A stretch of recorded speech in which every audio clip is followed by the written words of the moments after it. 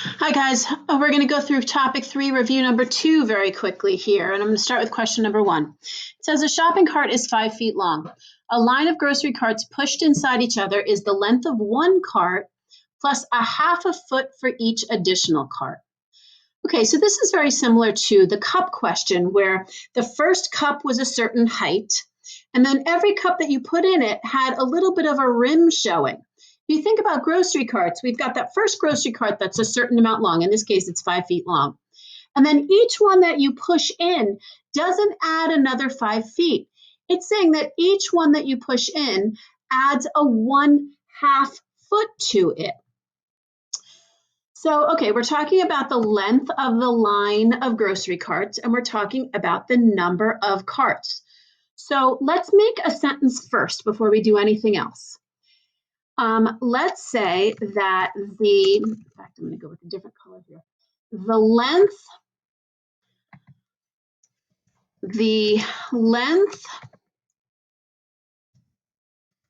of the line of carts is dependent on the number of carts. Okay, that should tell you what the independent variable is and the dependent variable. And for that matter, I'm going to ask that same question that I asked in class the other day. How big is one cart? How big is one cart? How long is one cart? And the answer is right here. A shopping cart is 5 feet long, right? So how long is one cart? 5 feet. What if I said, how long is two carts?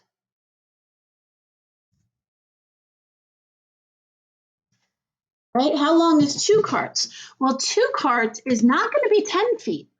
Remember, that first shopping cart is 5 feet, and then you push another shopping cart in, and the only thing that's being added to it is a 1/2 foot. So your answer to this is 5.5 feet. Okay, now that we've got that, I think these should be easy to answer. The number of carts is the independent variable. Well, let's look. The length of the line is dependent, so that means the number of carts is the independent part. That much is true. Okay, the length of the line of carts is the dependent variable. That much is true as well, right? We can tell that directly from our sentence up here. Two carts would have a length of 6 feet? No, two carts can have a length of 5.5 feet. The number of carts is a function of the total length of the carts. Well, no, the length of the carts is dependent on the number of carts. The length of the line of carts depends on the number of carts. That's right. And again, one way that you can say it that we talked about before is instead of using is dependent on or depends on, you can say that the length of line of carts is a function of the number of carts. Okay, next question. Each grocery cart at a store is 5 feet long.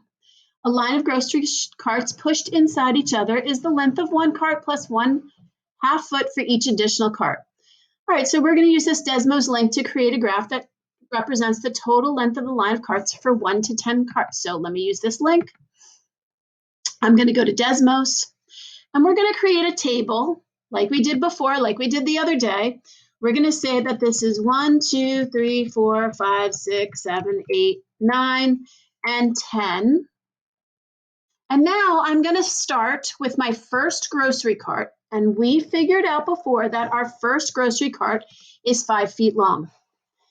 The next one does not turn to 10. It does not turn to 6.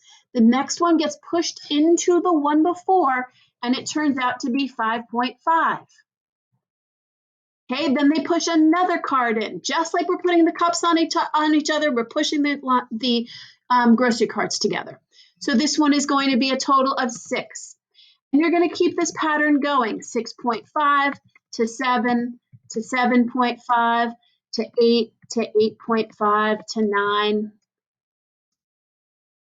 and to 9.5. And I want you to remember that what I said about the quiz is that it is not hard to come up with this table, but it is very hard to do the drag and drops. So you really want to be very careful when you're placing your points. I would have this on paper. I would have this table right here on paper. Make sure you get the table correct, but then when you're dragging and dropping the points, use the utmost of care. Okay, I'm just going to take a quick screenshot of this, and I'm going to place it into my document just like it asks me to do. Okay, and here's my screenshot. All right, next, write a function rule for the data shown in the table. Well, again, whenever we're given data in a table, we want to throw it into Desmos and see if it works. See if we can write a function rule that's based on that data. So let's see. I'm going to come over here. I'm going to put this data in my box. I'm going to get rid of this. Let's start a new table. And it's going to be -4, then -3, then -2, and then -1. And here we're going to have -18 and -13, -8, and -3. All right.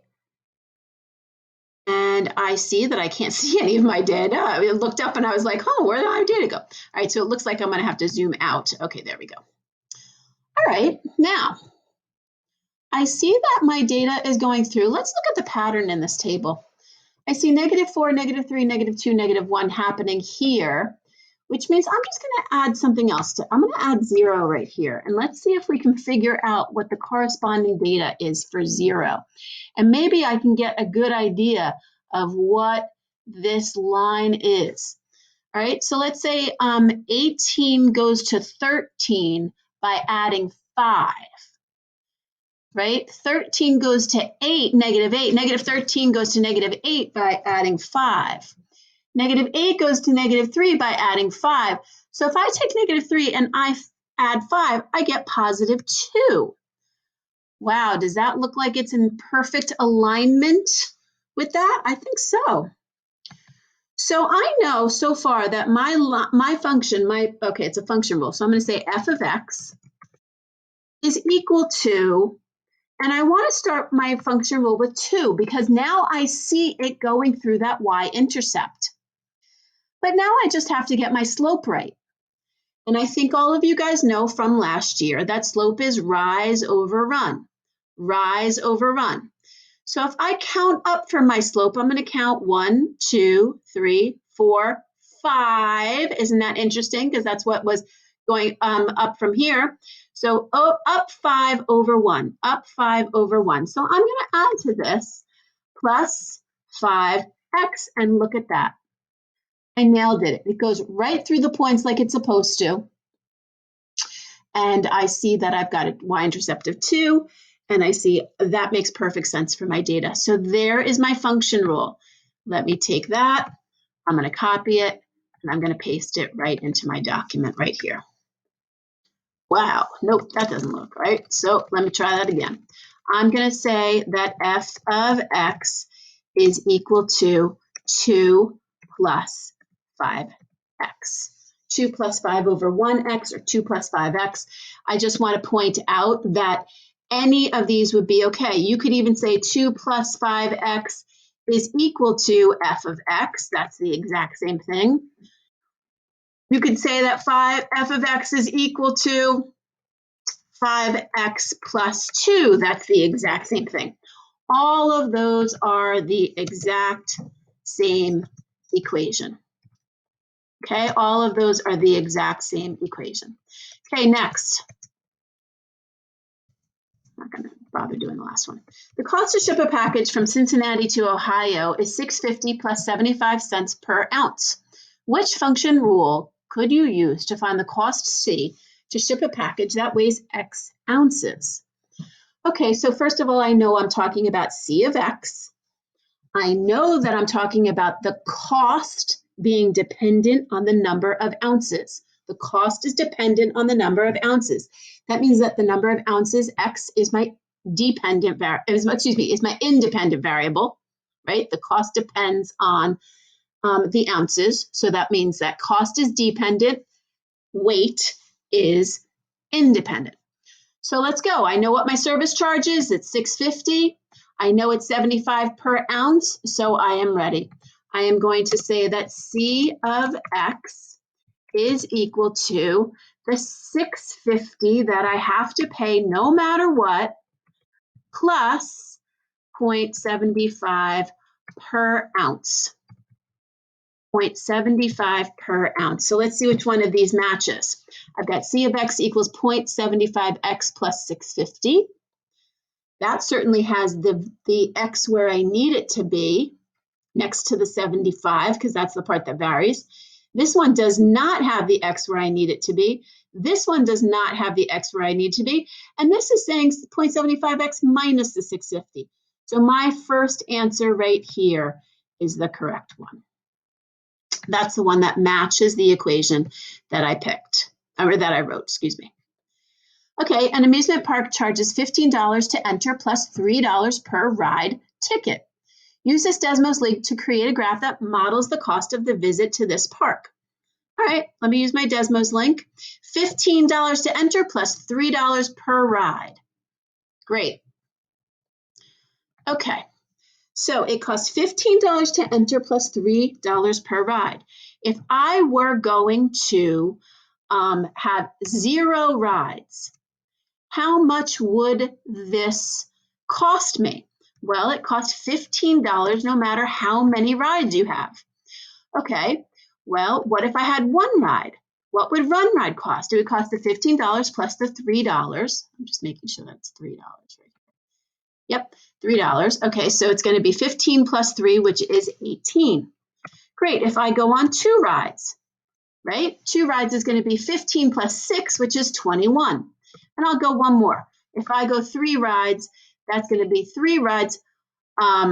3 times 3 is 9. 9 plus 15 is going to give me 24. Look at that. I've got 3 in a row, right, or 4 in a row right there, 4 different points in a row. Let me come up with the equation that represents this situation just in case I wanted to. I see, by the way, look, where's my y-intercept? My y-intercept is at 15 because my 0 point on this, right, is 0, 15. So that's my y-intercept, 0, 15. That's the $15 it costs no matter what no matter how many rides you go on. And actually, I can write my equation for this too. I don't think that's a big deal because I've got all the information I need. Y equals $15 I have to spend no matter what, plus $3 per ride.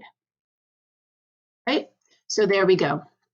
Let me take that quick screenshot and insert it into my document.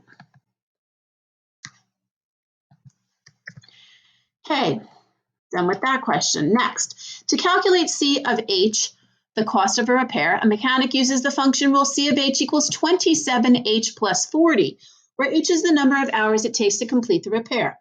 If the mechanic takes 3 hours to make the repair, what's the cost? Just like the other video that you watched, you saw that you took 3 hours, you put it into the equation for H. It is 3 hours, right? And H is the number of hours. So I'm going to say right here, C of 3, I'm evaluating this function at 3, equals 27 times 3 plus 40. Okay, I'm evaluating the function at 3. So here I'm going to just open up my little calculator tab here. 27 times 3 plus 40 is what I need. 27 times 3 plus 40 gives me 121. Okay, let's come over here. I've got C of 3 is equal to 121, which means it costs $121 to make the repair. Okay, next question. Jim wants to buy a new television. He saved $50 last month and plans to save $30 a month until he saves at least $400. Write a function rule that models the relationship between M, the number of months he will need to save for his television, and T of M, his total savings. Okay, so one of these equations I can wipe out right away, and that's this one right here, because this is M of T, and they're asking me for T of M. So guess what? That's out right away. Okay, now let's go back to the question. It says that he saved $50 last month and plans to save $30 a month. Okay, I am ready because T of M is his total savings. We know his savings is a function of the number of months, or the savings is dependent on the number of months. So I've got T of M is equal to $50 that he saved last month plus $30 per month that he's saving. And again, you'll see that that $400 has nothing to do with the equation because all they're asking for you for is the function rule. So let's see which one matches this. I've got 50M plus 30. Nope, that's out. The M is next to the 30 over here. I've got 30M plus 400. Nope, that's out. It was the 50 that he saved at first with the $30 per month. And so I see my correct answer is right here. Even though it's not in the same order, it's still the correct answer. 30M plus 50. Okay, next, Gina has saved $125 for a new laptop. She plans to save an additional $75 per month. An equation that represents her total savings as a function of the number of months she will save, M, is S of M is equal to 125 plus 75M. Gina wishes to buy a laptop that costs $875, including tax. Which of these statements is true? I'm going to take this right here. I'm going to copy it and just put that statement right here. Okay, in fact, let me get rid of that period. There we go. Okay, so M is the number of months that she will save. She wishes to buy a laptop that costs $875. This is the total cost. The S of M part is the total cost. So basically what you're saying is that this is equal to 875, right? So let's solve for M. If I subtract 125 from both sides of this equation, I'm going to say 875 minus 125, and that's equal to 750. So if I subtract 125 from both sides, I get 750 is equal to 75M. If I then divide both sides of this equation by 75, I'm going to get 10 is equal to M. So that means that it will take Gina 10 months to save enough money to buy the laptop, right? It will take Gina 10 months. M is equal to 10 here. So I could say that S of 10 is equal to $875. S of 10 is equal to $875. So as I look through my choices here, my choice number 2 is S of 10 is equal to 875. It will take Gina 10 months to save enough money for this laptop. Last but not least, so important this question because it is very, very tricky. I said this before, I'll say it again. Mr. King is renting a car for an upcoming trip for 5 days. The rental car company charges $65 per day plus 50 cents per mile. Well, wait a minute. $65 per day, but he's renting it for 5 days. He needs it for 5 days. So when I write this function rule, I have to keep that in mind. I know my function rule is going to be C of M, the cost of the number of miles, is equal to, and now it's not just 65 per day for 5 days. So let me go over here and find out. 65 per day, so 65 times 5 days gives me $325. So I know that the service charge or the flat fee or the flat rate is going to be $325. Yep, $325. $325 plus 50 cents per mile. Okay, there's my function rule. My function rule is C of M equals 325 plus 0.50 M. Now it says, if Mr. King drives a car for 500 miles in 5 days, will he be able to rent the car? I don't know, let's see. Let's see if he drives 500 miles, how much it's going to cost him. So I'm going to evaluate the function for 500 miles. I'm going to say C of 500 is equal to 325 plus 0.50 times 500, because that's how many miles he's going. All right, great. Let's figure this out. Let's come back over here. We're going to say 325 plus 0.75. Nope, sorry, it's 0.50. 0.50 times 500 miles, right? 325 plus 0.50 times 500 miles, and we get 575. Okay, so we know C of 500 is equal to 575. What does that mean? The cost of driving 500 miles over 5 days, by the way, in 5 days is $575. So Mr. King has enough money. Don't forget that Mr. King had $600. He didn't want to spend more than $600. And since the cost of driving 500 miles in 5 days is $575, he does have enough money. And that's a wrap, ladies and gentlemen. You will have your quiz on Wednesday coming up. The quiz will be on topic 3. You will get the period only to finish it. So you have to work quickly. By the time you're done with these 2 quiz reviews, you should be well ready to go. I wish you luck. I'll see you on Wednesday. Bye-bye.